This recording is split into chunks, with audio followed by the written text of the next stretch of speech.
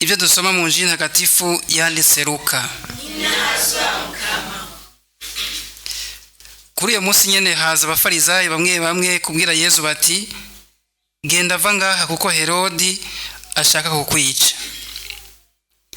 Nawe arabishura ati, genda mubwire iyo mbwebwe yuko ndiko ndirukana amashetani, mpongera ngakiza indwara uyu munsi n'ejo, naho ku munsi wa gatatu nzoba mpejeje.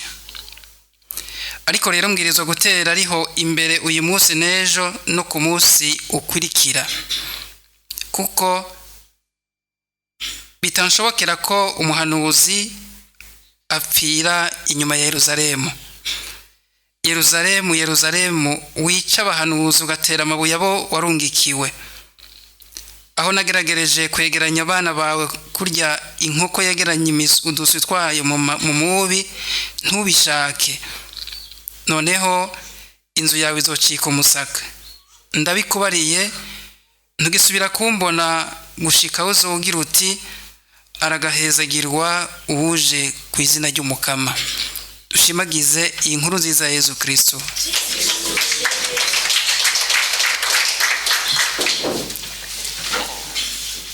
Bavukanyi, mu nkundire tuzirikane iri jambo ry'Imana ryo kuri uyu munsi, ufatiye cyane cyane ku gisomwa cya mbere tukura mu ikete Pawulo Mweranda yandikiye Abanyefezi, turiko turasozera mbere uyu munsi. Muri iryo kete Pawulo yandikiye Abanyefezi yarabashikirije inyigisho z'ukwemera, impanuro zitari nke zijanye no kubana neza haba hagati y'abanyamuryango, impanuro zo mu ngo kugira imiryango ibane neza, tutibagiye mbere n'imigenderanire myiza itegerezwa kuranga abasuku n'abashebuja babo. Umutumwa asozera ikete ryiwe yibutsa Abanyefezi ko ubuzima rukristu ari intambara y'umutima yo kurwanya shetani. Mbere agaca bereka n'ibirwanisho bategerezwa kwitwaza, ibigwanisho bategerezwa kwamana kugira bayitsinde.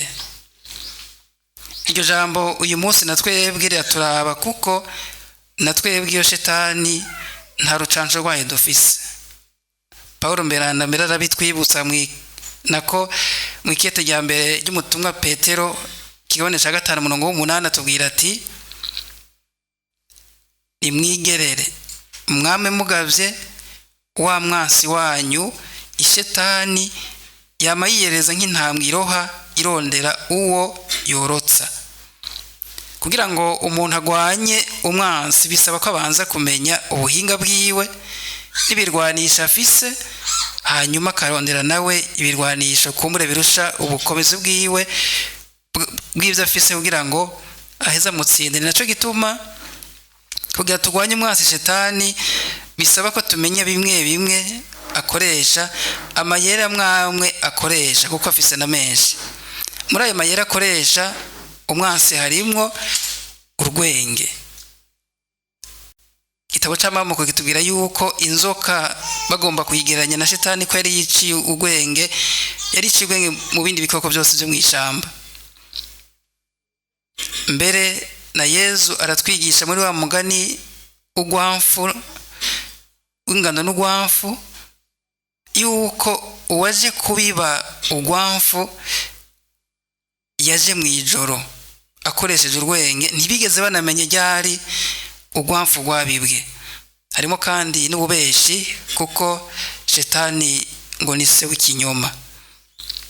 Hariho kandi kwiyoberanya, yigira umumarayika w'umuco. Pawulo Mweranda niko atubarira kugira itakaza abantu. Hariho kandi gusinziriza abantu, isinziriza abantu buke buke, hamwe agatima mpanuzi k'umuntu kataba kagitandukanya ikibi n'iciza.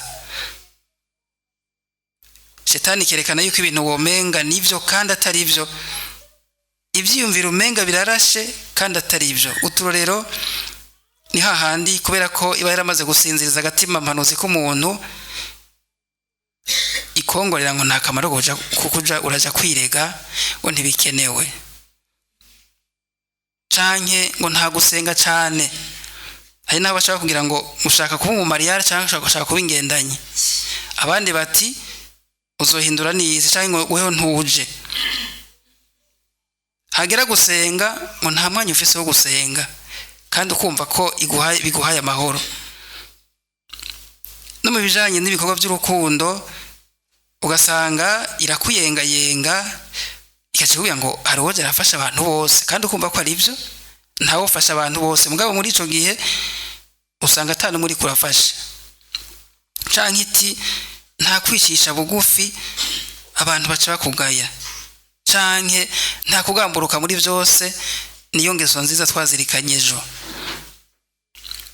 Mbere no mu nyifato mu gusenga hari igihe kwereka yuko hari ibintu bidakenewe. Hageze nko kw'ikonsekrasiyo turazi yuko bivanye n'ahantu nyene hatunganije canke amagara y'umuntu, turazi yuko duteza gupfukama. Gacibwa ngo Imana iraba umutima ntaco, naho utupfukama nta ngorane. Utuntu nk'utwo mbere hari n'igihe yerekana ibintu bihushanye, igicumuro gikomeye ikakwereka ko ari bisanzwe, kandi umuntu agaca yishigikira ngo n'abandi barabikora. Ukora ahantu mu kwiba bahiganwa basiganwa, gaca ugira uterekana je nibe n'abandi barabikora. Kwiba ni igicumuro kuba kugifatiye ku bwizo ry'Imana. Ku rundi ruhande kubera yuko yerekana ibihushanye, akantu gatoyi igashikagira ikintu gihambaye.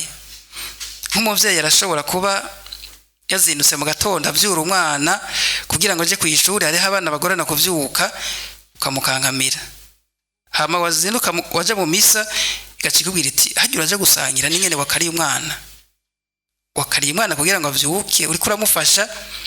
Gacibwira ngo hajya urubaho kuje gusangira, ariko hageze ku gicumuro gihambaye nimba ari ukwiba, gacibwira ngo genda ntaco n'abandi barabikora. No kuvuga kenshi itwereka ibintu bihushanye, kandi iranakorera no kubishobisho byacu. Nk'abantu bakazi ishavu icica kuri iryo shavu nyene, abantu barakara icaho nyene, kandi umwe wese iraza himufatira, ifatira ku magara make yiwe ibyo akunda. Mbara umuntu akunda amafilme agazosanga mu gatondo saa sita no mwijoro aziraye ko ijisho mu gatondo ugasanga ryatunutse ukamugaraye kwizamu. Ari agatabi umuntu agatangura rimwe, mugabo akazoruhuka ku musanyo y'ipaki n'ibinyobwa nuko nyene. Hari ikindi shetani cako no kwihebura. Ikiganisho karuhari bikoresha ku bantu benshi, kwihebura kubijanye n'ubuzima, cyane cyane nk'ubu uyu buzima turimo, aho oya tutaravye neza irashobora kuhadusindira, kutubuza kubandanya gukora neza. Umuntu ugasanga kera yarakora ivyiza, yahora aje no mu mihari, mugabo ubu uye umenga yarapansiyonye. Mu butumwa ugasanga benshi barapansiyonye kandi batapansiyona. Rero n'ikindi ubwoba twumvise no mu nkuru nziza, abaje gutera ubwoba Yesu, bamwe mu bafarizayi baje kumubwira bati turagusavye ukinjure, ahandi ho Herodi agira kwereke, kugira ngo ntabandanye ubutumwa bwiwe. Bari baje kumutera ubwoba, mugabo twumvise yuko ataco vyamubwiye. Sinobiva ngo ndabiheze, ariko ibyo ni bimwe bimwe mu vyikoresha. Tumaze kubimenya rero, hasigaye kumenya uburyo bwo kuyigwanya. Nubu uye rero Paulo mwirande yatubwiye muri Yohana 6:14 gushika 17, navyo ubwa mbere ni ijambo ry'Imana. Ijambo ry'Imana niryo rituma dutsinda ishetani, kuko dukurikiza akarorero ka Yesu. Irikira mugerageza kumwe navuga nti iracurika ibintu, ijambo ry'Imana yararicurika ngo nimburi. Yesu yari umwana w'Imana, mugabo igacishiramo akantu utaravye neza womenga ntaco kamaze, ngo nimba kuvuga ibanze kumutera amadidane. Yesu yayishura akoresheje ijambo ry'Imana, kandi ntawe yari kararisoma, naho kumbe ari koko sibwe ngo kumbe ko yari ijambo yarikura mu mutwe, ntiyaca abanza kuja kuraba Bible ngo azingagure. Oya, ibi bikatwereka ko natwe uko dusoma ijambo ry'Imana kenshi tukarizirikana niko tumenye ingene tuyitsinda. Mugabo atagiye usoma ntibikunda. Hariho kandi igisabisho. Ikindi kigwanisho ni ukutaguma wenyene, kuko umuntu yama ari wenyene acamera nka wa muswi w'ikigaba canke umusirikari yigendana. Ikigufatira mugaca muyaga mugafatanya urugendo kandi birangira igusinze. Gusuzuma cyane cyane ivyiyumviro n'amajambo, kuko ugucumura umuntu bihera mu bwenge bwiwe. Aho rero niho umuntu ahamagariwe gusuzumira kugira ngo azitiriraho nyene mu gusenga kugira ngo ishobore kwiruka. Hariho kandi n'amasakaramentu cyane cyane Ukaristiya n'isakaramento y'ikigongwe. Ababizi baratubwira yuko shetani itinya cyane umuntu yakira umukama imisi yose, mugabo amwakira avyiteguriye. Hariho kandi n'ingeso nziza twumvise, hari ukwicisha bugufi, urukundo, ukuri n'ubutungane, n'ivyo Pawulo Mweranda yatubwiye. Hariho kandi kwizigira Imana no kwamana akanyamuneza naho umuntu yoba ari mu bigoye. Tuzirikane mu gusozera yuko indwano turwana na Yesu yarayigwanye ubuzima bwiwe bwose akiri ngaha ku isi. Kuva giheza kubatizwa kuri Yorodani, Yesu shetani yaciye itangura kumugerageza. Je nogira nti yamufasha avuye muri retraite ari akivayo. Yama ariko mu buzima bwiwe warahariya n'abafarizayo n'abatware bamugeza bamutega imitego bagashaka kumwica, akabaca mu myanya y'intoke kuko isaha y'ibitari bwagere.